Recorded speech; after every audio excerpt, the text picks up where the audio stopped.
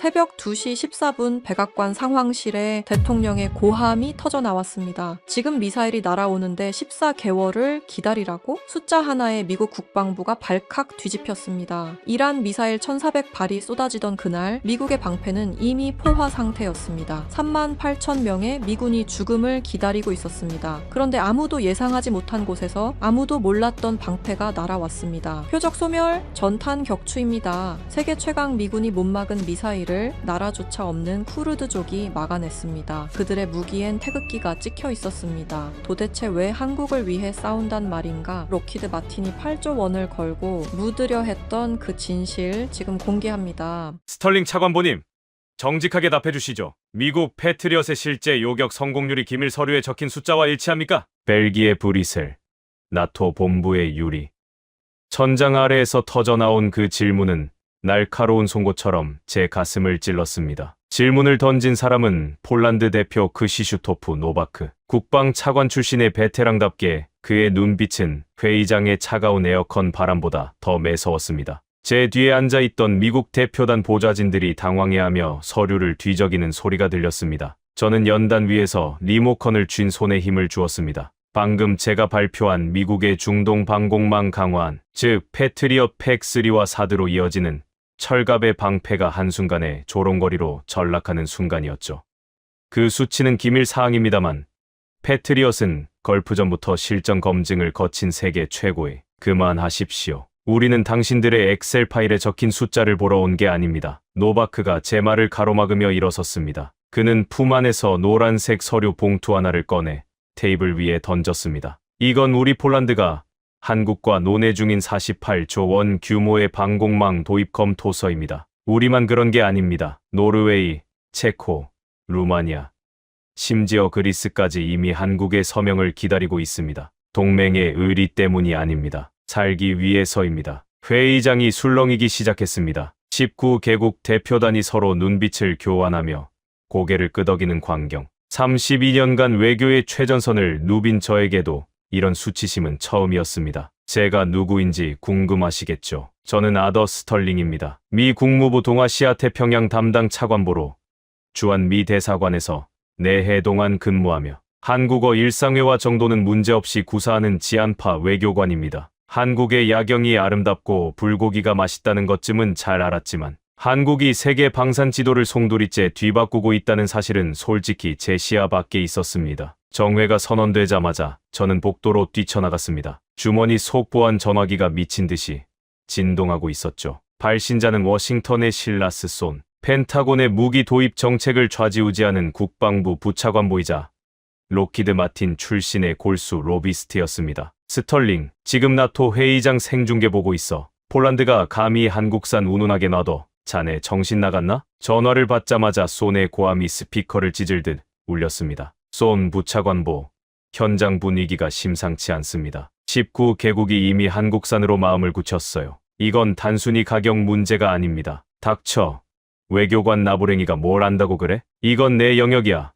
록히드 마틴의 패트리엇 사업을 지키는 건 미국의 국가 안보를 지키는 거야. 당장 워싱턴으로 복귀해서 보고서 났어. 전화기 너머로 느껴지는 쏜의 분노 뒤에는 거대한 카르텔의 공포가 서려 있었습니다. 그는 패트리엇 사업을 지키는 것이 곧 자기 퇴직 후의 자리를 지키는 것임을 누구보다 잘 아는 인물이었죠. 워싱턴에서 그를 돕는 상원 군사위 수석 전문위원 그레이슨 워커까지 합세한다면 한국산 무기 도입은 의회 문턱조차 넘지 못할 게 뻔했습니다. 하지만 제 가슴 한구석에는 해결되지 않는 의문이 남았습니다. 쏜이 뿌린 한국산 미검증 보고서, 그 석 쪽짜리 허위 문서에도 불구하고 왜 19개국이나 되는 동맹국들이 한국을 향해 손을 뻗는 것일까? 저는 복도 창밖을 보며 결심했습니다. 워싱턴으로 돌아가 로비스트들의 입맛에 맞는 보고서를 쓰는 대신 진실을 확인하기로 말이죠. 그때 제 옆을 지나가던 노르웨이 대표가 아주 낮은 목소리로 제게 한마디를 던졌습니다. 스털링 차관보,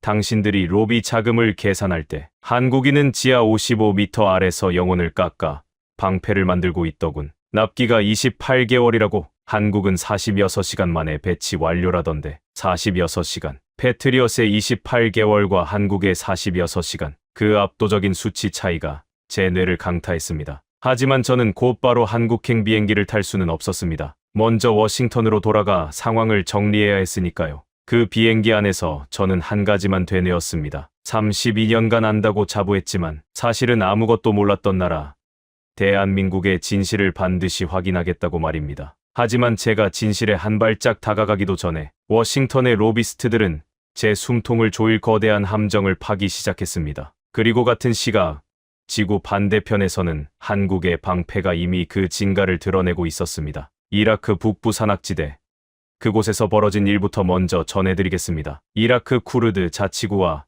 이란의 국경 지대인 자그로스 산맥. 이곳의 겨울은 단순히 춥다는 말로는 설명이 부족합니다. 폐부 깊숙이 들이마신 공기가 얼음, 파편처럼 허파를 찌르고 화약 연기와 비릿한 금속 냄새가 섞인 안개가 골짜기를 메우고 있었죠. 저는 에반 콜입니다. CIA 현장 조율관으로 이 척박한 땅에서 10년 넘게 정보원을 심고 전황을 분석해온 사람입니다. 불과 몇 시간 전 이란 혁명 수비대의 보복 공격이 시작되었습니다. 놈들은 산등성이 너머에서 최신형 T-72 전차들을 앞세워 밀고 들어왔습니다. 우리와 함께 작전 중이던 쿠르드 민병대원들은 절망적인 상황이었습니다. 미국이 지원하기로 했던 제블린 대전차 미사일은 보급로가 끊겨 도착할 기미조차 보이지 않았고 병사들의 손에는 낡은 AK 소총뿐이었으니까요. 에반 전차 세대가 서쪽 능선을 넘었습니다. 이대로라면 10분 안에 우리 기지가 지도에서 사라질 겁니다. 무전기 너머로 들리는 카말 바르자니 지휘관의 목소리는 갈라져 있었습니다. 저는 본능적으로 권총집을 만졌습니다. 펜타곤의 관료들이 워싱턴의 따뜻한 사무실에서 다음 달 예산을 논의하고 있을 때 이곳의 병사들은 방패도 없이 거대한 철갑 괴물 앞에 던져진 셈이었죠.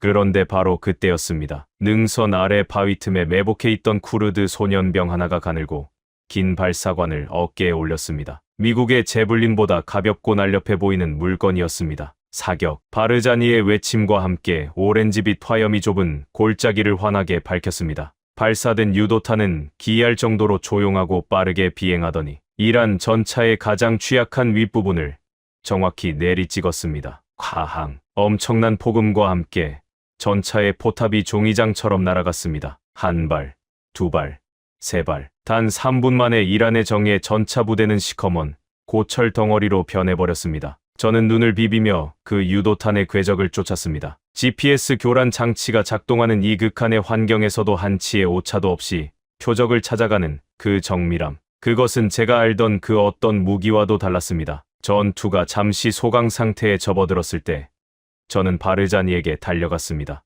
그는 방금 사격을 마친 병사들의 어깨를 두드려주며 낡은 군번줄을 만지고 있었죠. 바르자니 지휘관, 방금 그 무기 뭡니까? 제블린입니까? 아니면 우리가 모르는 신형입니까? 바르자니는 말없이 발사관 측면에 붙은 작은 명판을 가리켰습니다. 그곳에는 선명한 한글로 이라는 글자가 새겨져 있었습니다. 한국이 만든 보병용 중거리 유도 무기였습니다. 에반, 당신네 나라 무기는 위대하죠. 하지만 너무 무겁고 무엇보다 지금 우리 곁에 없습니다. 하지만 한국인들은 달랐습니다. 우리가 돈을 지불하기도 전에 그들은 이미 수송기를 띄웠죠. 나라를 잃고 쫓겨다니는 우리 같은 사람들에게 가장 필요한 건 바로 지금 내 손에 들려있는 방패입니다. 바르자니는 주머니에서 낡은 사진 한 장을 꺼냈습니다. 흑백 사진 속에는 한반도에 눈 덮인 산악지대에서 한국군과 나란히 서 있는 한 외국 병사가 있었습니다. 그의 할아버지였습니다. 할아버지는 죽기 전까지 제게 말씀하셨습니다. 한국은 우리와 같은 영혼을 가진 민족이라고. 나라를 빼앗겨보고 전쟁의 모든 것을 잃어본 사람들만이 만드는 무기에는 독특한 냄새가 납니다. 그것은 살이가 아니라 반드시 살아남겠다는 절박함이죠. 당신은 거북이도 난다는 영화를 아십니까? 지뢰를 캐서 팔다리가 잘린 우리 아이들의 이야기죠. 하지만 한국이 만든 이 방패 덕분에 이제 우리 아이들은 더 이상 도망치지 않아도 됩니다. 바르자니의 목소리에는 깊은 울림이 있었습니다. 그는 목에 걸린 할아버지의 군번줄을 제게 보여주었습니다. 거기엔 오래전 한국 땅에서 새겨진 낡은 각인이 남아 있었습니다. 저는 전율을 느꼈습니다. 단순히 성능이 좋아서가 아니었습니다. 오래전 도움을 받았던 나라가 이제는 세상에서 가장 억눌린 자들의 생존을 책임지는 가장 강력한 기술 국가로 성장했다는 사실. 그 역사적 무게감이 저를 압도했습니다. 저는 즉시 위성 안테나를 펼쳤습니다. 그리고 백악관 상황실로 보낼 보고서의 첫 문장을 이렇게 적었습니다. 쿠르드 전선에서 기적이 일어났다. 우리가 패트리엇의 납기 연장을 논의하는 동안 한국의 무기들은 이미 현장에서 적의 심장을 꿰뚫고 있다. 보병용 장비가 이 정도라면 그들이 숨겨둔 진짜 방공 체계의 실체는 무엇인가? 이 보고서가 전송된 지 불과 1시간 뒤 워싱턴은 발칵 뒤집혔습니다. 하지만 그것은 희망이 아니라 거대한 전쟁의 서막이었습니다. 한국의 실력을 확인하기도 전에 미국의 방산 로비스트들이 이 진실을 덮기 위해 가장 추악한 칼날을 갈기 시작했으니까요. 에반 콜의 긴급 보고서가 CIA의 암호화된 서버를 타고 워싱턴의 펜타곤 본청에 도착한 순간 그곳의 공기는 순식간에 발암 물질이라도 퍼진 듯 독하게 변했습니다. 그 보고서는 단순히 한국 무기가 좋다는 감상문이 아니었습니다. 미국에 뚫리고 있는 전장의 한복판에서 이름조차 생소한 한국의 현궁이 이란의 전차 부대를 전멸시켰다는 생생한 목표 확인 보고서였죠. 저 아더 스털링은 브뤼셀에서 워싱턴으로 돌아오는 비행기 안에서 이미 직감했습니다. 이 진실이 로비스트들의 성벽을 건드리는 순간 저의 외교관 경력뿐만 아니라 신변까지 위험해질 수 있다는 사실을요. 앤드루스 공군기지에 도착하자마자 저를 기다리고 있던 것은 환영 인사가 아니라 국방부 부차관보 실라스 손의 서늘한 호출이었습니다. 손의 집무실은 포토맥 강이 내려다 보이는 펜타곤의 가장 권위 있는 자리에 위치해 있었습니다. 벽면에는 그가 록히드 마틴 재직 시절 성공시켰던 수조 원 규모의 무기 계약서들이 군장처럼 걸려 있었죠. 그는 제가 방에 들어서자마자 피우던 시가 연기를 제 얼굴을 향해 내뿜으며 책상을 3개 내리쳤습니다. 스털링, 자네가 보낸 그 보고서 말이야. 당장 삭제. 그리고 CIA 요원이 현장에서 창란 증세를 보여 잘못된 정보를 보고했다고 수정해. 그의 목소리는 뱀처럼 낮고 끈적거렸습니다. 저는 그의 눈을 똑바로 쳐다보며 대답했습니다. 실전 데이터입니다. 손 부차관보님, 쿠르드 전사들이 한국 무기로 이란의 반격을 막아냈고 그 현장을 우리 요원이 직접 확인했습니다. 이걸 덮는 건 국가 안보에 대한 배신입니다. 손이 코웃음을 쳤습니다. 안보, 자네가 말하는 안보가 록히드 마틴의 8조 원짜리 배당금보다 중요하다고 생각하나? 지금 이 순간에도 상원 군사위의 그레이슨 워커 전문위원이 나토 국가들에게 한국산 무기의 위험성을 경고하는 문서를 돌리고 있어. 자네가 한마디만 더 하면 자네는 동맹국을 기만하고 적국의 무기를 홍보한 반역자로 낙인 찍힐 거야. 이것이 바로 워싱턴을 지배하는 회전문 인사의 추악한 실체였습니다. 방산업체에서 고위직을 지내다 국방부로 들어와 정책을 결정하고 퇴직하면 다시 그 업체의 고문으로 돌아가 수십억의 연봉을 챙기는 구조. 손에게 한국의 방패는 미군 38,000명을 구할 구원 투수가 아니라 자신의 은퇴 자금을 갉아먹는 침입자에 불과했습니다. 그날 밤 저는 국무부 비밀 서버를 통해 손이 각국 대표단에 배포했다는 석 쪽짜리 문서를 확보했습니다. 제목은 한국산 방공 체계의 실전 미검증 사항 요약이었습니다. 내용은 가관이었죠. 한국의 천궁은 저온 환경에서 작동 불능이며 주요 부품이 미국산이라 지적 재산권 문제가 발생할 수 있다는 등의 악의적인 허위 사실로 가득 차 있었습니다. 하지만 그들은 한 가지를 간과하고 있었습니다. 이미 나토 19개국은 손의 허위 문서보다 현장에서 들려오는 한국 무기에 진짜 소문에 귀를 기울이고 있었다는 사실입니다. 차관보님, 시간이 없습니다. 제 보좌관이 긴박하게 방으로 들어오며 말했습니다. 손 부차관보가 검증단을 구성했습니다. 내일 새벽 오산 기지로 떠납니다. 하지만 검증단 명단을 보니 전부 손의 사람들입니다. CIA의 무기 분석관 코너 헨리와 의회 조사관 브라이언 쇼.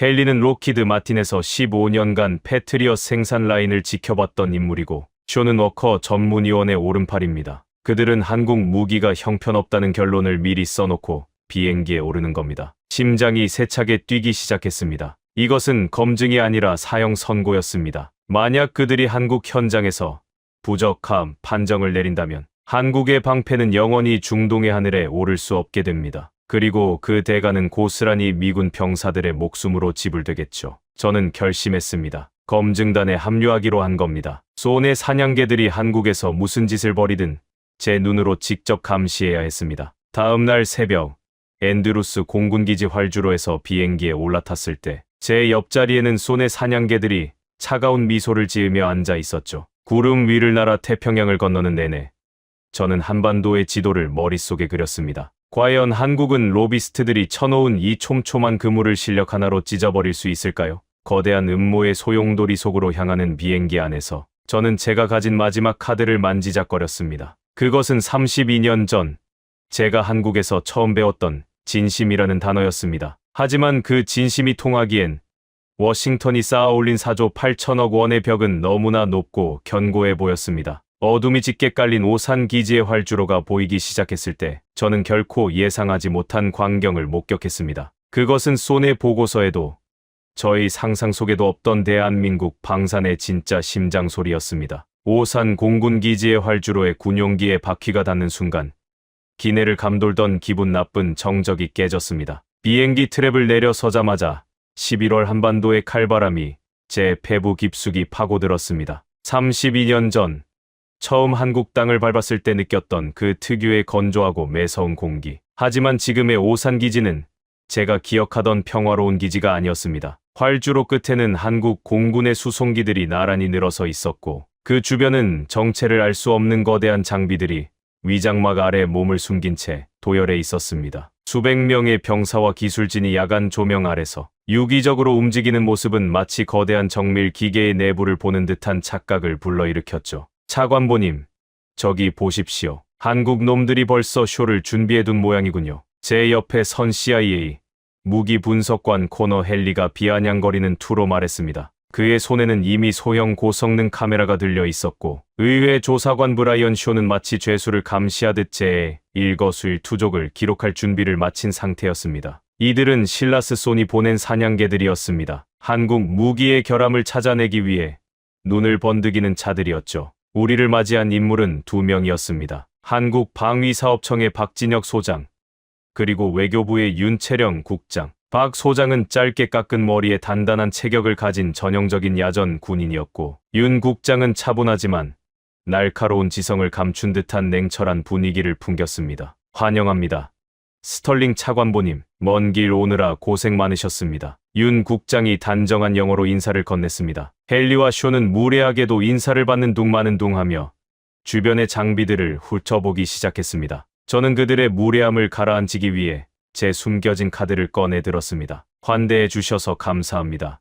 윤 국장님, 다시 한국에 오게 되어 진심으로 기쁩니다. 제가 유창한 한국어로 대답하자 윤 국장과 박 소장의 눈에 이체가 서렸습니다. 그리고 뒤에 서 있던 헨리와 쇼의 표정은 순식간에 굳어버렸습니다. 제가 한국어를 완벽하게 이해한다는 사실은 그들에게 엄청난 압박이 되었을 겁니다. 자신들이 제 뒤에서 주고받을 은밀한 대화가 전부 제 귀에 들어올 테니까요. 우리는 대기하고 있던 검은 SUV 세 대에 나누어 탔습니다. 박 소장이 제 옆자리에 앉아 태블릿 PC 하나를 건넸습니다. 이동하시는 동안 이걸 좀 보시죠. 실시간으로 업데이트되는 저희 방산 수출 현황판입니다. 화면에는 세계 지도 위에 주황색 점들이 깜빡이고 있었습니다. 각 점에는 국가명과 계약 품목, 그리고 상상조차 하기 힘든 액수의 금액들이 표시되어 있었죠. 폴란드의 K2 전차 1000대, 사우디의 무인기 패키지, 그리고 무엇보다 제 시선을 사로잡은 것은 나토 회원국 과반수가 도입을 검토 중인 천궁2와 엘셈 방공 체계의 수치였습니다. 최근 방산 수출액이 210억 달러를 넘어섰습니다. 전년 대비 3배 이상의 성장세죠. 박 소장의 목소리는 담담했지만 그 안에는 억누를 수 없는 자부심이 서려 있었습니다. 210억 달러. 워싱턴의 로비스트들이 미검증 무기라며 깎아내리던 그 무기들이 이미 전 세계 안보의 핵심 보루로 자리 잡고 있었던 겁니다. 뒷좌석에 앉아있던 헨리가 갑자기 끼어들었습니다. 숫자 노름은 치우시죠. 우리가 여기 온 건 그럴듯한 그래프를 보러 온 게 아닙니다. 당신들의 그 방공 시스템이 이란에 벌 때 타격을 정말 막아낼 수 있는지 그 물리적 증거를 보러 온 겁니다. 쇼 역시 거칠게 노트를 펼치며 덧붙였습니다. 만약 단 하나의 공정이라도 미국산 부품의 라이선스를 위반했거나 요격 데이터가 부풀려진 것이 확인된다면 즉시 도입 차단 권고안을 발의할 겁니다. 명심하십시오. 박 소장은 대답 대신 가벼운 미소를 지었습니다. 그리고 차창 밖으로 끝없이 이어지는 산줄기를 가리켰습니다. 좋습니다. 그럼 저희가 숨겨둔 진짜 증거를 확인하러 가시죠. 인간의 손이 닿지 않는 곳에서 대한민국의 방패가 어떻게 재련되는지 직접 보여드리겠습니다. SUV는 고속도로를 빠져나와 지도에도 표시되지 않은 좁은 산길로 접어들었습니다. 소나무 숲이 빽빽하게 우거진 길을 따라 15분쯤 달렸을 때 거대한 콘크리트 벽이 앞을 가로막았습니다. 아무런 간판도 건물다운 흔적도 없는 삭막한 산 중턱이었습니다. 하지만 차에서 내려 콘크리트 구조물 안으로 들어서는 순간 우리는 일제히 숨을 멈췄습니다. 바닥이 보이지 않을 정도로 깊은 지하로 연결된 대형 화물용 엘리베이터가 입을 벌리고 있었고 그 너머로 들려오는 낮은 진동음은 지면 전체를 울리고 있었습니다. 지하 55m로 내려갑니다. 이곳이 바로 천궁의 심장부입니다. 박 소장이 엘리베이터 버튼을 누르자 귀가 먹먹해질 정도의 압력 변화와 함께 우리는 어둠 속으로 하강하기 시작했습니다. 헨리와 쇼는 애써 태연한 척했지만 떨리는 그들의 손가락 끝은 숨길 수 없었습니다. 그들이 상상했던 낡은 공장이나 조잡한 조립 라인이 아니라는 사실을 본능적으로 직감한 것이죠. 문이 열리고 눈앞에 펼쳐진 광경은 록히드 마틴에서 15년간 근무했다는 헨리조차 비명을 지르게 만들었습니다. 그것은 무기 공장이 아니라 공상과학 영화 속에서나 보던 미래 도시의 축소판이었습니다. 지하 55m의 문이 열렸을 때 제 시야에 가장 먼저 들어온 것은 눈이 시릴 정도로 하얀 LED 조명이었습니다. 습기 하나 없이 완벽하게 통제된 공기는 서늘하면서도 날카로운 금속향을 머금고 있었죠. 엘리베이터에서 내린 우리 일행 앞에 펼쳐진 것은 무기 공장이 아니었습니다. 그것은 인류의 기술이 도달할 수 있는 가장 정교한 질서, 그 자체였습니다. 축구장 12개를 이어붙인 크기입니다. 이 모든 공간이 오직 천궁2와 엘셈의 요격탄을 찍어내기 위해 설계되었습니다. 박진혁 소장의 목소리가 거대한 콘크리트 천장에 부딪혀 웅장하게 울려 퍼졌습니다. 제 옆에 서 있던 CIA 분석관 코너 헨리는 입을 벌린 채 굳어 있었습니다. 록히드 마틴에서 15년간 패트리엇 생산 라인을 지켜봤다던 그였지만 눈앞의 광경은 그의 상식을 완전히 파괴하고 있었으니까요. 가장 충격적인 것은 정적이었습니다. 이 거대한 공간에 작업복을 입은 사람은 단 한 명도 보이지 않았습니다. 대신 수천 개의 주황색 로봇팔들이 마치 정교한 군무를 추듯 일사불란하게 움직이고 있었습니다. 인간의 근육으로는 흉내조차 낼 수 없는 정밀함으로 탄체를 깎고 회로를 심고 보이지 않는 나사 하나하나를 조이고 있었죠. 기계와 기계가 맞물리는 나지막한 위, 소리와 컨베이어 벨트의 규칙적인 진동만이 이곳이 살아있는 생명체임을 증명하고 있었습니다. 사람이 없습니까? 이 복잡한 공정을 전부 기계가 한다고요? 의회 조사관 브라이언 쇼가 믿을 수 없다는 듯 물었습니다. 박 소장은 대형 디스플레이 앞으로 우리를 안내했습니다. 화면에는 수많은 데이터가 실시간으로 흐르고 있었는데 그중 하나의 수치가 제 심장을 강하게 때렸습니다. 현재 이 라인의 요격탄 생산 속도입니다. 록히드 마틴의 패트리엇 팩3 생산 라인보다 정확히 12배 빠릅니다. 불량률은 0.008%, 나토 군수품 품질 기준 상한선의 120분의 1 수준이죠. 12배. 헨리의 얼굴에서 혈색이 싹 하셨습니다. 워싱턴에서 실라스 소니 병사들의 목숨을 담보로 14개월의 납기 단축을 자랑할 때 한국은 이미 그보다 12배나 빠른 속도로 완벽한 방패를 찍어내고 있었던 겁니다. 헨리는 당황한 기색을 숨기며 주머니에서 무기 분석용 스캐너를 꺼냈습니다. 손에게 보고할 결함을 어떻게든 찾아내야 했을 테니까요. 그는 로봇팔 사이로 다가가 갓 조립된 요격탄의 표면을 스캐닝하고 내부 회로 구성도를 확인하기 시작했습니다. 5분,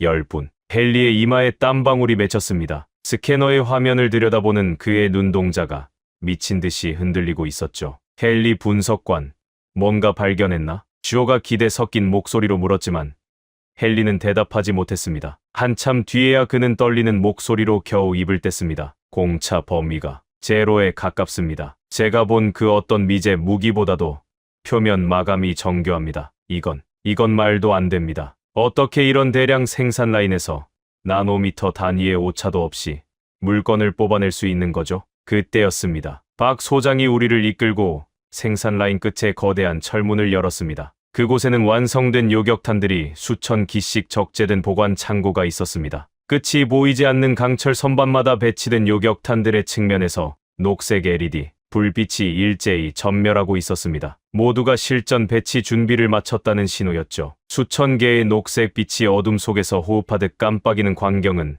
마치 거대한 빛의 파도 같았습니다. 그 압도적인 광경 앞에 헨리는 들고 있던 스캐너를 힘없이 가방에 넣었습니다. 그는 알고 있었던 겁니다. 실라스 손이 지키려 했던 로키드 마틴의 시대가 이 지하 55m의 심장 소리에 의해 산산조각 나고 있다는 사실을 말이죠. 로비스트들이 서류 위에서 4조 8천억 원을 논의할 때 한국은 이곳에서 인류를 지킬 가장 정직한 방패를 재련하고 있었습니다. 하지만 헨리와 쇼의 충격은 여기서 끝이 아니었습니다. 헨리는 떨리는 손으로 귀에 꽂힌 통신기기를 눌렀습니다. 손에게 보고를 올리려는 찰나 박 소장이 의미심장한 미소를 지으며 말했습니다. 놀라기엔 이릅니다. 이제 이 방패들이 실제 하늘에서 어떤 기적을 일으키는지 확인하러 가실 시간입니다. 준비하십시오. 이란의 미사일 시나리오를 그대로 재현한 최고 난도의 사격 시험이 시작됩니다. 박 소장의 말에 헨리의 표정은 다시 날카롭게 변했습니다. 생산 라인이 완벽하다고 해서 실제 명중률까지 완벽할 수는 없다는 마지막 희망을 품은 표정이었죠. 서해안의 해무가 짙게 깔린 사격장으로 향하는 차 안에서 저는 소니 보낸 요원들의 눈빛 속에서 지독한 살기를 느꼈습니다. 그들은 이제 한국 무기를 검증하러 온 것이 아니라 어떻게든 무너뜨리기 위해 칼을 갈고 있었습니다. 그리고 그들이 준비한 함정은 제가 상상한 것보다 훨씬 더 비겁하고 치명적이었습니다. 서해안의 시험장에 도착했을 때 하늘은 금방이라도 무너질 듯 낮게 가라앉아 있었습니다. 짙은 해무가 바다를 통째로 삼켜버린 상태였고 초속 15m가 넘는 강풍이 방파제를 때리며 거친 파열음을 내고 있었죠. 관제탑 유리창에는 빗방울이 간헐적으로 부딪혔고 소금기를 머금은 바람은 옷깃을 뚫고 들어와 살결을 핥았습니다. 이런 날씨에 사격 시험을 한다는 건 미친 짓이나 다름없었습니다. 하지만 박진혁 소장과 한국 측 기술진의 얼굴에는 흔들림이 없었습니다. 관제탑 내부의 대형 스크린 3개에는 레이더 화면과 기상 데이터, 그리고 발사대의 실시간 영상이 나뉘어 표시되고 있었죠. 그때였습니다. 조용히 상황을 살피던 CIA 분석관 코너 헨리가 갑자기 가방에서 노트북을 꺼내 테이블 위에 놓았습니다. 그의 눈빛은 다시 차갑게 식어 있었고 입가는 미세하게 뒤틀려 있었습니다. 밤새 워싱턴의 실라스 손과 통화하며 마지막 함정을 준비한 게 분명했습니다. 박 소장님, 실사격 전에 한 가지 요청이 있습니다. 저희가 준비한 표적 데이터로 시험을 진행하고 싶습니다. 관제탑 안의 공기가 순식간에 팽팽해졌습니다. 헨리가 화면을 돌려 보여준 것은 미군이 개발한 최신형 스텔스 기동 표적기였습니다. 이란이 운용하는 최신형 미사일의 비행 패턴과 레이더, 반사 면적을 완벽하게 모사한 물건이었죠. 스텔스 코팅의 불규칙한 회피 기동까지 더해진 이 시나리오는 사실상 패트리엇조차 요격을 장담할 수 없는 최고 난도의 설정이었습니다. 한국 측이 준비한 쉬운 표적 말고 진짜 실전에서 날아올 이란의 칼날을 막아보라는 소리입니다. 그리고 한 가지 더. 저희가 가져온 강력한 전자전 재밍 장비도 가동하겠습니다. 레이더가 먹통이 된 상황에서도 당신들의 방패가 작동하는지 봐야겠으니까요. 헨리의 목소리에는 명백한 사리가 담겨 있었습니다. 헨리는 한국이 이 제안을 거절하기를 바랐을 겁니다. 거절하는 순간 검증 실패 보고서를 쓸 명분이 생기니까요. 저는 박 소장을 쳐다봤습니다. 하지만 박 소장보다 먼저 움직인 건 외교부의 윤채령 국장이었습니다. 그녀는 서류 가방에서 서류 한 장을 꺼내 헨리 앞에 내려놓았습니다. 이미 예상하고 있었습니다. 시험 조건 변경 동의서입니다. 미국 측 스텔스 표적기 사용과 악천후 조건, 그리고 전자전 환경 추가까지 모두 수용하겠습니다. 여기 서명하시죠. 윤 국장의 단호한 태도에 헨리의 눈동자가 크게 흔들렸습니다. 소니 준비한 비장의 카드를 한국은 이미 읽고 있었던 겁니다. 헨리는 이를 악물고 서류에 서명했습니다. 첫 번째 시험이 시작되었습니다. 관제탑 스크린에 붉은 점 하나가 나타났습니다. 해무를 뚫고 발사된 스텔스 표적기가 미친 듯한 속도로 지그재그 궤적을 그리며 날아들기 시작했습니다. 그 순간 헨리가 노트북의 버튼을 눌렀습니다. 강렬한 전자전 노이즈가 레이더 화면을 덮었습니다. 레이더 신호 소실, 표적 식별 불가, 관제실 요원의 외침에 헨리가 비열한 미소를 지었습니다. 하지만 그 미소는 3초를 넘기지 못했습니다. 한국산 다기능 레이더가 스스로 주파수를 가변하며 재밍을 뚫고 표적을 다시 잡아낸 겁니다. 발사. 박 소장의 명령과 함께 지상에서 천궁2 요격탄이 치솟았습니다. 관제탑 유리창 너머로 주황빛 화염이 해무를 찍고 하늘로 솟구치는 게 보였습니다. 3초, 5초, 7초. 레이더 화면 위에서 두 개의 점이 무서운 속도로 가까워졌습니다. 그리고 찰나의 순간, 직격, 표적 소멸, 스크린 위에서 붉은 점이 산산조각 나며 사라졌습니다. 해무 속 어딘가에서 둔탁한 폭발음이 파도 소리를 뚫고 들려왔습니다. 헨리는 테이블 가장자리를 손가락이 하얗게 변할 정도로 꽉 움켜쥐었습니다. 하지만 박 소장은 멈추지 않았습니다. 한 발은 운일 수 있다고 하셨죠? 이제 이란의 진짜 교리인 벌떼 타격을 시작합니다. 전 표적 사출하십시오. 순식간에 스크린이 수십 개의 붉은 점으로 뒤덮였습니다. 저고도로 기어오는 순항 미사일부터 고고도에서 떨어지는 탄도, 미사일까지 각기 다른 속도와 각도로 날아드는 32발의 표적. 이것은 미군 기지 하나를 완전히 소멸시키기 위한 이란 혁명수비대의 실전 타격 시나리오를 그대로 재현한 것이었습니다. 관제탑 안에는 오직 기계가 돌아가는 낮은 우웅거림뿐이었습니다. 한국의 방공 시스템이 스스로 표적의 우선순위를 정하고 요격탄을 순차적으로 배분하기 시작했습니다. 고고도에서는 엘셈이, 중저고도에서는 천궁2가 교차하며 불을 뿜었습니다. 하늘은 주황빛 섬광으로 가득 찼고 파편들이 바다로 떨어지며 거대한 물기둥을 만들었습니다. 2분 뒤 관제탑의 모든 스크린에서 붉은 점이 사라졌습니다. 전 표적 요격 완료, 성공률 100%. 탐지부터 요격까지 소요 시간은 패트리엇 대비 1.7배 빠릅니다. 관제관의 무미건조한 보고가 정적을 깼습니다. 1.7배. 그것은 전쟁터에서 삶과 죽음을 가르는 영겁의 시간입니다. 헨리는 의자에 힘없이 주저앉았습니다. 그의 주머니에서 진동이 울렸습니다. 실라스 손의 전화였습니다. 관제탑이 워낙 조용했기에 수화기 넘어 손에 고함이 새어나왔습니다. 헨리, 실패 장면 확보했어. 내일 아침 청문회 자료로 넘겨야 해. 헨리는 떨리는 손으로 전화기를 귀에 댔습니다. 하지만 그는 아무 말도 하지 못했습니다. 눈앞에 스크린에 찍힌 100%라는 숫자와 패트리엇을 압도하는 데이터들이 그의 입을 막아버렸기 때문입니다. 문제가 생겼습니다. 헨리는 그 한마디만 남기고 전화를 끊었습니다. 그의 얼굴에서는 이미 로비스트의 오만함이 사라지고 공포에 가까운 경외심이 피어오르고 있었습니다. 저는 창밖을 보며 생각했습니다. 이 완벽한 방패는 단순히 기계의 힘으로만 만들어진 게 아닐 것이라고 말이죠. 이 데이터 뒤에 숨겨진 인간의 지독한 집념을 확인해야 했습니다. 지하 55m의 차가운 기계적 완벽함과 서해안 실사격장의 파괴적인 위력을 뒤로하고 박 소장이 우리를 안내한 곳은 사격장에서 차로 20분 거리에 있는 아주 평범해 보이는 3층짜리 회색 건물이었습니다. 군사시설 특유의 삼엄한 경비도 위장막도 없었습니다. 그저 고요한 산자락에 조용히 엎드려 있는 연구소 같았죠. 안으로 들어서자 공기부터 달랐습니다. 지하 생산기지의 인공적인 냉기 대신 사람의 온기가 느껴지는 미세한 따뜻함이 감돌았습니다. 코끝을 스치는 것은 절삭유와 금속 분말이 섞인 독특한 냄새. 그리고 어디선가 정밀 연마기가 돌아가는 아주 희미한 소리뿐이었습니다. 여기는 뭐 하는 곳입니까? 기술 브리핑은 이미 끝난 것 같은데요. 의회 조사관 쇼가 의아한 듯 물었습니다. 헨리 역시 이 낡아 보이는 건물이 무엇을 증명할 수 있겠느냐는 표정으로 팔짱을 꼈습니다. 박 소장은 대답 대신 작업실의 문을 열었습니다. 그곳에는 한 남자가 작업대 앞에 앉아 있었습니다. 하얀 클린룸 복장을 하고 확대경을 쓴 채 손가락 끝으로 무언가를 아주 천천히 조정하고 있었죠. 우리가 들어온 것도 모르는 듯 그는 오직 눈앞의 금속 조각에만 모든 신경을 집중하고 있었습니다. 구상열 수석 기술관입니다. 34년간 미사일 추진체의 핵심 부품만 다뤄온 분이죠. 박 소장의 소개의 남자가 천천히 고개를 들었습니다. 60대 초반으로 보이는 그의 얼굴에는 깊은 주름이 새겨져 있었지만 눈빛은 유리알처럼 맑고 또렷했습니다. 거친 금속을 만져온 세월이 담긴 두꺼운 손가락 끝에는 수많은 굳은 살이 박여 있었죠. 그는 제가 미국 국무부 차관보라는 사실에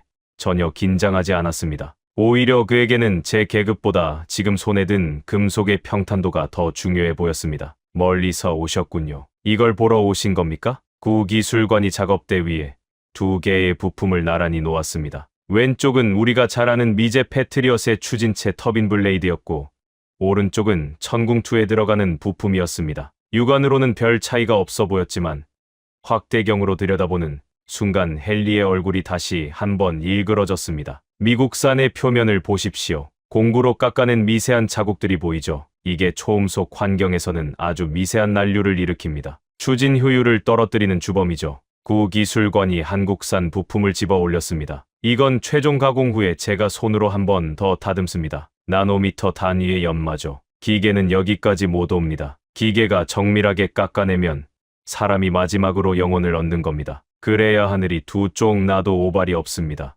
헨리가 떨리는 손으로 한국산 부품을 받아들었습니다. 그는 손가락 끝으로 그 매끄러운 표면을 쓸어내리더니 나직하게 읊조렸습니다. 이 수준의 표면 마감을 손으로 한다고요? 34년 동안요? 말도 안 됩니다. 록히드 마틴 엘라베마 공장의 숙련공들도 3년이면 직종을 바꿉니다. 평균 근속이 6년을 넘지 못해요. 박 소장이 담담하게 덧붙였습니다. 저희 연구소에는 구 기술관님 같은 분이 120명 이상 계십니다. 평균 경력 22년이죠. 미국이 자본으로 공장을 돌릴 때 우리는 사람의 인생을 갈아 방패를 만듭니다. 저는 그 순간 이라크 산악지대에서 바르자니 지휘관이 했던 말이 떠올랐습니다. 나라를 잃어보고 전쟁에 모든 것을 잃어본 민족만이 만드는 무기에는 독특한 냄새가 난다는 그 말. 나라를 빼앗겼던 아픔을 기억하는 민족이기에 누군가를 지키는 방패에 이토록 지독한 집념을 쏟아부을 수 있는 것이 아닐까요? 구 기술관은 다시 확대경을 쓰고 작업에 몰입했습니다. 세상이 자기를 어떻게 평가하든 미국의 어떤 허위 보고서를 작성하든 상관없다는 듯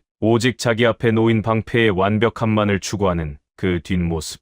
그것은 워싱턴의 그 어떤 화려한 연설보다 더 강한 울림으로 제 가슴을 때렸습니다. 하지만 감동에 젖어 있을 시간은 짧았습니다. 윤 국장의 휴대전화가 날카롭게 울리기 시작했거든요. 전화를 받는 그녀의 표정이 순식간에 굳어졌고 관제실에서 보았던 그 냉철함보다 더 깊은 위기감이 서렸습니다. 스털링 차관보님, 워싱턴에서 소식이 왔습니다. 윤 국장의 목소리가 미세하게 떨리고 있었습니다. 실라스 손이 결국 움직였습니다. 펜타곤 비밀 채널을 통해 한국 방산 데이터가 조작되었다는 허위 보고서를 유포했고 상원 군사위에서는 한국산 도입을 영구히 차단하는 긴급 결의안이 상정되었습니다. 표결까지 남은 시간은 단 이틀입니다. 심장이 쿵 내려앉았습니다. 우리가 한국의 장인 정신에 감동하고 있을 때 워싱턴의 괴물들은 한국의 방패를 아예 세상에서 지워버리려 하고 있었습니다. 헨리와 쇼는 서로 눈빛을 교환했습니다. 그들은 이미 손의 명령을 수행할 준비를 마친 것처럼 보였습니다. 하지만 운명의 시계는 손의 계획대로만 돌아가지 않았습니다. 바로 그 순간 오산기지 전체에 거대한 사이렌 소리가 울려 퍼졌습니다. 이란 혁명수비대의 대규모 미사일 발사 임박 경보였습니다. 정보 당국이 포착한 신호에 따르면 1,400발 규모의 미사일이 이미 발사대에 장전된 상태였고 버튼이 눌리는 건 시간 문제였습니다. 우리는 급히 오산기지로 복귀했습니다. 이제 데이터와 서류의 싸움은 끝났습니다. 수만 명의 목숨이 걸린 잔혹한 현실이 우리 눈앞으로 다가오고 있었습니다. 새벽 2시 14분 오산기지의 VIP 숙소에서 보안 전화기가 날카롭게 울렸습니다. 저는 잠을 자고 있었던 게 아니었습니다. 애초에 잠을 잘 수가 없었죠. 실라스 손의 허위 보고서와 의회의 차단 결의안, 그리고 중동에 불타는 하늘이 머릿속에서 뒤엉켜 저를 괴롭히고 있었으니까요. 전화기 옆 탁자 위에서 깜빡이는 붉은 불빛은 백악관 상황실에서 보낸 긴급 호출 신호였습니다. 스털링 차관보님, 이란 혁명 수비대가 미사일 발사를 개시했습니다. 수화기 너머로 들려오는 목소리는 사막의 모래바람처럼 건조하고도 떨리고 있었습니다. 사전 경고가 현실이 된 겁니다. 1,400발의 미사일 비가 마침내 시작되었습니다. 중동 전역의 미군 기지에는 코드레드,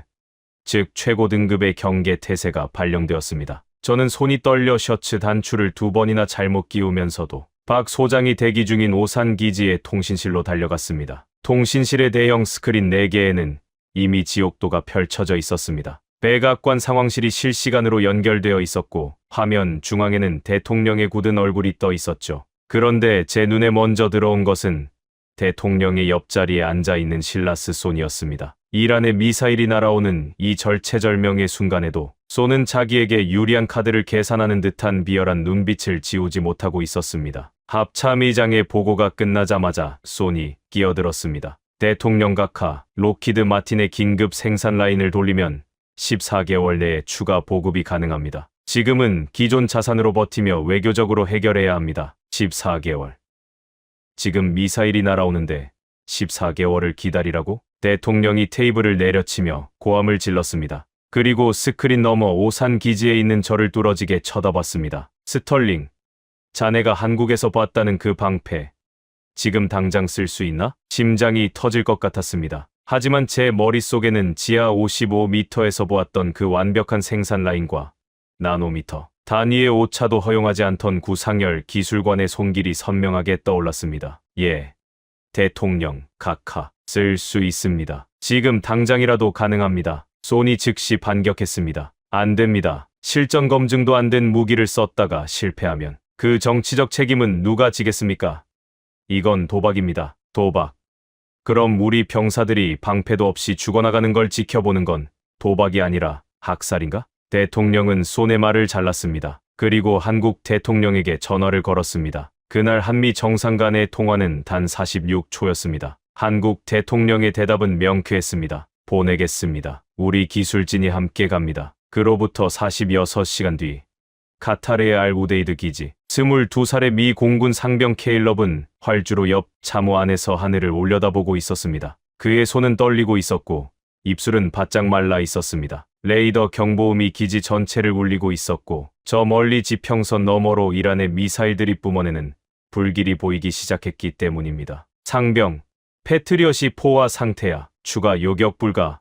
방법이 없어. 옆에 있던 동료의 비명에 케일럽은 눈을 감았습니다. 고향에 있는 어머니의 얼굴이 스쳐 지나갔습니다. 방패가 뚫린 하늘 아래서 그가 할 수 있는 건 기도뿐이었죠. 그때였습니다. 기지 한 구석에 낯선 도색을 한 트럭형 발사대들이 일제히 고개를 쳐들었습니다. 한국에서 온 천궁투였습니다. 케일럽의 머리 위로 귀를 찢는 듯한 굉음과 함께 하얀 연기 기둥이 솟구쳤습니다. 저게 뭐야? 미군 무기가 아니잖아. 케일럽이 눈을 떴을 때 하늘에서는 거대한 불꽃놀이가 벌어지고 있었습니다. 이란의 미사일들이 기지에 닿기도 전에 한국에서 날아온 방패들이 공중에서 하나하나 적의 심장을 꿰뚫고 있었죠.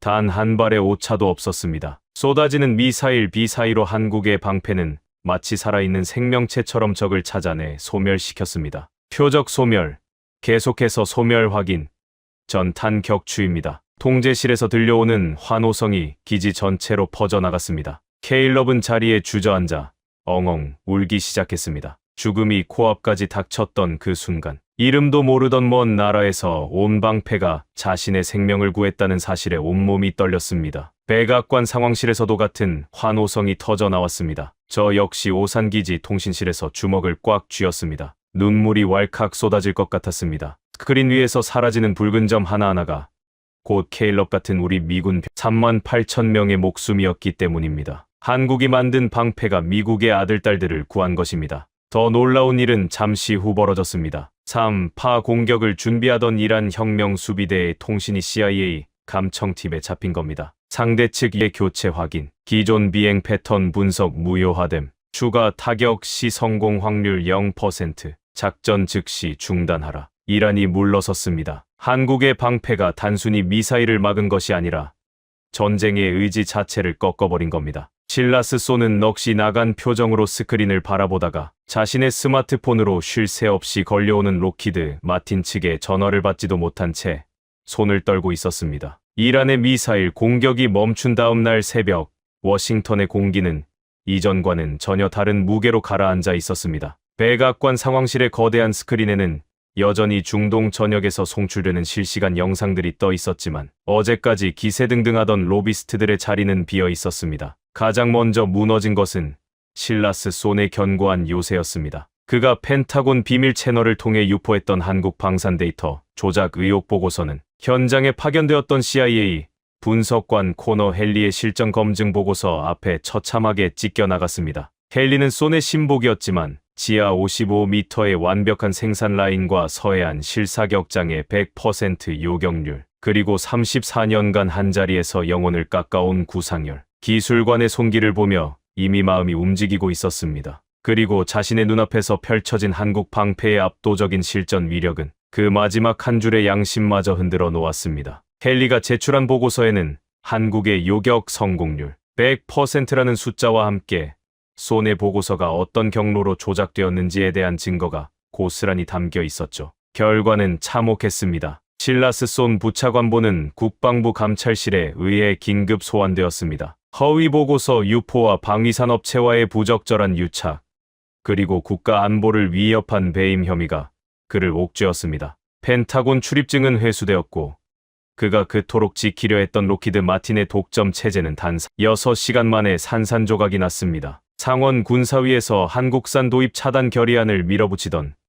그레이슨 워커 역시 의원직을 내려놓아야 했습니다. 전 세계가 지켜본 한국 방패의 기적 앞에서 그의 정치적 수사법은 더 이상 통하지 않았으니까요. 얼마 뒤 저는 다시 브뤼셀의 나토 본부 회의장에 섰습니다. 불과 며칠 전 폴란드 대표의 날카로운 질문에 진땀을 흘리며 수치심을 느꼈던 바로 그 자리였습니다. 하지만 이번에는 모든 것이 달랐습니다. 나토 사무총장이 연단에 올라 전 세계 외교단 앞에서 공식 선언을 했습니다. 나토는 대한민국의 다층 방공 체계를 유럽 통합 방공망의 새로운 표준으로 채택합니다. 중동의 위기에서 입증된 한국의 기술력은 이제 동맹 전체의 생존을 책임지는 황금 기준이 될 것입니다. 28개국 대표단이 일제히 일어나 기립박수를 쳤습니다. 며칠 전 저를 몰아세웠던 폴란드의 노바크 대표도 환한 미소를 지으며 제게 다가와 악수를 청했습니다. 그것은 단순히 무기를 잘 만들었다는 칭찬이 아니었습니다. 동맹의 생명을 지키기 위해 영혼을 깎아 만든 방패에 대한 최고의 경의였습니다. 워싱턴으로 돌아오는 비행기 안에서 저는 국무부 장관에게 보고할 한미 동맹 재정의 각서 초안을 작성했습니다. 오래전 이름도 모르던 작은 나라를 지키기 위해 우리가 흘렸던 피의 대가가 이제는 거꾸로 우리의 아들, 딸 3만 8천 명을 구하는 기적으로 돌아왔다는 사실. 저는 보고서의 첫 문장을 이렇게 적었습니다. 대한민국은 더 이상 우리가 일방적으로 보호해야 할 작은 동맹이 아닙니다. 위기의 순간 우리를 가장 먼저 구하러 달려와 준 진정한 안보 파트너입니다. 미 국무부 역사상 동맹 관계의 근본 구조를 바꾸는 이 각서가 작성된 것은 나토 창설 이후 처음 있는 일이었습니다. 보호자와 피보호자의 관계가 아닌 서로의 하늘을 지켜주는 대등한 동반자 관계. 이것이 바로 46시간의 기적이 만들어낸 새로운 세계 질서였습니다. 저는 창밖으로 보이는 대서양에 짙은 푸른색을 보며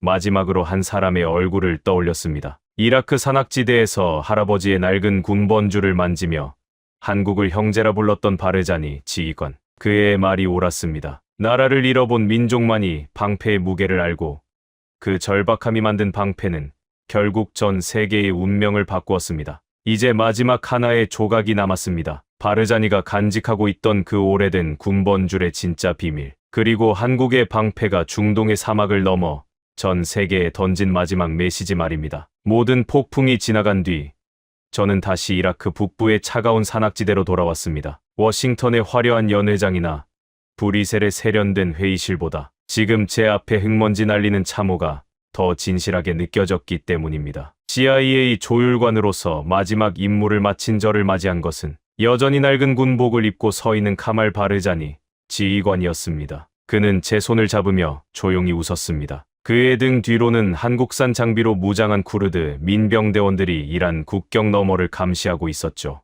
이제 더 이상 이란의 전차 부대도 미사일비도 그들을 공포에 떨게 하지 못합니다. 한국의 방패가 그들의 하늘과 땅을 동시에 지키고 있었으니까요. 바르자니 지휘관, 이제 약속했던 군번줄의 이야기를 들려주시겠습니까? 제 질문에 바르자니는 목에 걸려있던 낡은 쇠조각을 꺼냈습니다. 오랜 세월에 닳고 닳아 각인이 희미해진 군번줄. 그는 그것을 어루만지며 먼 산등성이를 바라보았습니다. 오래전 제 할아버지는 유엔군 소속으로 한반도라는 낯선 땅에 갔습니다. 그곳에서 할아버지는 이름 모를 산고지들을 지키며 피를 흘렸죠. 그때 할아버지가 보았던 한국은 지금의 우리처럼 모든 것을 잃고 찢겨진 나라였습니다. 하지만 할아버지는 돌아가시는 날까지 제게 유언을 남기셨습니다. 우리가 지켜준 그 민족은 결코 은혜를 잊지 않을 것이다. 그들은 거북이처럼 느리지만 묵묵히 기어올라 결국 하늘을 나는 방패가 되어 돌아올 것이다 라고 말이죠. 바르자니의 눈가에 이슬이 맺혔습니다. 그는 군번줄 뒤에 새겨진 아주 작은 글귀를 가리켰습니다. 그것은 오래전 한국의 한 대장간에서 새겨준 것으로 보이는 한글이었습니다. 진심,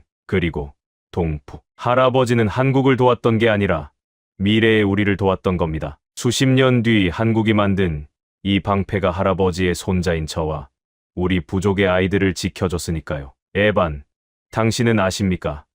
거북이도 날 수 있다는 영화의 의미를 말입니다. 껍질 속에 숨어만 있던 거북이가 절벽 끝으로 몰렸을 때 살기 위해 발을 내딛는 순간 거북이는 납니다. 한국이 그랬고 이제 우리가 그 길을 가려 합니다. 저는 바르자니의 어깨를 꽉 쥐었습니다. 한국의 방패는 단순히 4조 8천억 원짜리 기술의 결정체가 아니었습니다. 그것은 오래전 받았던 도움을 잊지 않고 지구 반바퀴를 돌아 은혜를 갚으러 온 한 민족의 뜨거운 심장이었습니다. 나라를 빼앗겨 본 사람만이 방패의 소중함을 알고 전쟁터에서 모든 것을 잃어본 민족만이 가장 정직한 방패를 만들 수 있다는 그 진리가 이 척박한 땅에서 증명된 것이죠. 저는 이라크를 떠나며 마지막 보고서에 마침표를 찍었습니다. 조용히 준비하는 나라가 결국 세상을 바꾼다. 한국은 이제 그 누구도 무시할 수 없는 세계의 방패가 되었다. 우리가 알던 한국은 불고기나 케이팝의 나라가 아닙니다. 지하 55m의 심장 소리를 듣고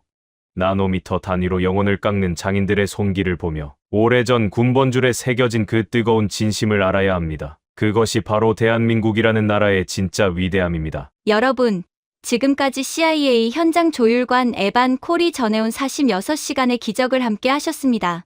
어떠셨습니까? 38,000명의 목숨을 구한 46시간의 기적. 28개국 중 19개국이 선택한 100%의 요격 성공률. 그리고 8조 원의 로비를 무너뜨린 단 하나의 진심. 우리는 숫자로 된 통계에 놀라지만 그 숫자 뒤에는 차가운 지하 공장에서 밤을 지새운 이름 없는 연구원들과 34년간 손끝의 감각을 지켜온 구상열 기술관 같은 이들의 인생이 담겨 있습니다. 모두가 불가능하다고 할 때 미국조차 포기한 납기일을 비웃으며 한국은 묵묵히 그들의 방패를 완성했습니다. 카타르 기지의 한 미군 장교는 한국산 체계가 가동되던 순간을 이렇게 회상했습니다. 그들은 미사일을 가져온 게 아니라 우리 병사들의 영혼을 위한 보험 증서를 가져왔습니다. 계산기를 두드리는 로비스트들 사이에서 한국은 비를 같이 맞아준 대가로 세계의 존경을 얻어냈습니다. 아무도 믿어주지 않던 시절부터 묵묵히, 그리고 결국은 옳았습니다. 이 이야기가 더 많은 사람에게 닿아야 한다고 생각하신다면 지금 영상을 공유해 주십시오. 여러분의 공유 하나가 잊혀진 쿠르드 용사들의 희생과 대한민국 방산의 저력을 전 세계에 알리는 소중한 행동이 됩니다. 가슴이 뜨거워지셨다면 댓글에 형제 2글자만 남겨주십시오. 우리는 조용히 그리고 마침내 승리했습니다. 감사합니다.